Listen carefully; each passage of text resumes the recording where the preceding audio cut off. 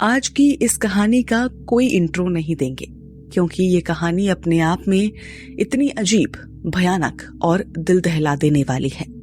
उत्तर प्रदेश का गोरखपुर जिला, यहाँ के अशोकनगर इलाके में यूपी पुलिस में बतौर इंस्पेक्टर कार्यरत राजकुमार यादव का परिवार रहता है। उनके साथ उनका छोटा भाई ओम प्रकाश यादव और माँ बागेश्वरी देवी साथ रहती थी। ओम प्रकाश जब छोटे थे तभी उनके पिता की मौत हो गई। ऐसे में ओम प्रकाश की पढ़ाई पर कोई भी असर ना पड़े, इसलिए उनके दोनों बड़े भाइयों ने उन्हें पूरी मदद की और पढ़ाया। परिवार का पूरा समर्थन मिला तो ओम प्रकाश ने पूरी मेहनत के साथ पढ़ाई की और आंखों के डॉक्टर बन गए। 2007-8 की बात है। परिवार ने तय किया कि अब ओम प्रकाश की शादी करा दी जाए। बात शुरू हुई तो सिंगापुर के एक परिवार से रिश्ता आया। ये परिवार पहले गोरखपुर में ही रहता था, बाद में सिंगापुर में बस गया। दोनों की शादी हो गई। सिंगापुर में पली बढ़ी लड़की को गोरखपुर में सब कुछ अजीब लगता था। उसे यहाँ घुटन महसूस होती थी और शादी के लगभग 6 महीने बाद ही वो वापस सिंगापुर लौट गई। पहली शादी में 6 महीने बाद ही तलाक हो जाने के बाद परिवार ओम प्रकाश के लिए दूसरा रिश्ता खोजने लगा। अब क्योंकि ओम प्रकाश डॉक्टर था, इसलिए उसके लिए ऐसे तलाकशुदा रिश्ते नहीं आते थे, बल्कि लड़कियों के रिश्ते आ रहे थे जो पहली बार ही शादी के लिए लड़के ढूंढ रही थी। इसी दौरान अर्चना यादव नाम की एक लड़की का उसके लिए रिश्ता आया। 2009 में अर्चना और ओम प्रकाश की शादी हो गई। शुरू के दिनों में सब कुछ ठीक रहा, लेकिन कुछ दिन बाद अर्चना को परिवार के काम करने में दिक्कत होने लगी। उसने ओम प्रकाश से कहा कि अब वो परिवार के साथ नहीं रहना चाहती है, उसे अलग रहना है। ओम प्रकाश को बात सही नहीं लगी। उसने कहा कि जिस परिवार ने मुझे पढ़ा लिखा कर डॉक्टर बनाया है, उनका साथ मैं अब भला कैसे छोड़ दूं? परिवार के लोगों तक बात गई तो तय ये हुआ कि घर एक ही रहेगा, ये दोनों कहीं नहीं जाएंगे, लेकिन खाना अब से अलग बनेगा। अलग होने के कुछ साल बाद यानी 2012 में अर्चना और ओम प्रकाश को एक बेटा हुआ। परिवार से अलग होने के बाद अर्चना के पास पहले ही बहुत काम नहीं था। बच्चा भी बड़ा होने लगा तो उसने टाइम पास करने के लिए फेसबुक पर आईडी बना ली। इसी दौरान फेसबुक पर उसकी दोस्ती हुई अजय यादव नाम के शख्स से। अजय प्राइवेट स्कूल में टीचर था, लेकिन खुद को एक बड़ी पार्टी का बड़ा नेता दिखाता था।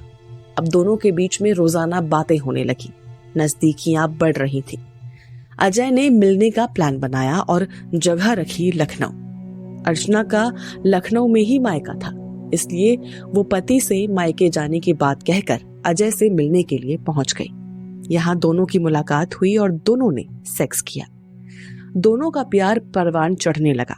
इसके बाद कभी अर्चना मिलने के लिए लखनऊ आती थी तो कभी अजय गोरखपुर आ जाता था।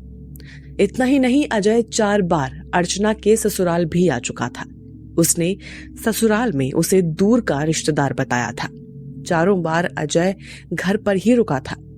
अर्चना अब पूरे दिन फोन पर बात करने लगी थी। ओम प्रकाश ने कई बार टोका, पर अर्चना पर इसका कोई भी असर नहीं पड़ रहा था। दिसंबर 2015 में विवाद कुछ इस कदर बढ़ गया कि अर्चना ने कह दिया कि वो अब एक कमरे में ओम प्रकाश के साथ नहीं सोएगी। इसके बाद अर्चना अलग कमरे में और ओम प्रकाश अलग कमरे में सोने लगा।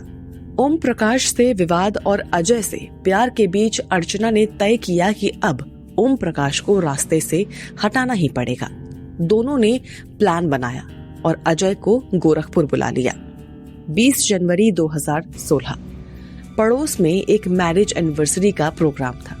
ओम प्रकाश के पूरे परिवार को बुलाया गया था, लेकिन अर्चना नहीं गई। ओम प्रकाश अपने 4 साल के बच्चे के साथ प्रोग्राम में गए। इधर अर्चना ने अजय यादव को घर में बुलाकर अपने कमरे में छिपा दिया। रात करीब 10 बजे ओम प्रकाश और उसका बेटा लौटे और सोने चले गए। रात 12 बजे अर्चना और अजय कमरे में गए और पेट के बल लेटे हुए ओम प्रकाश के सिर के निचले हिस्से यानी कहा जा सकता है कि गर्दन के आसपास अजय ने हथौड़े से पूरी ताकत के साथ वार किया। तुरंत दूसरा और तीसरा वार भी कर दिया। ओम प्रकाश की मौके पर ही मौत हो गई। हथौड़े के वार से बेड पर लेटा बेटा नितिन उठ गया।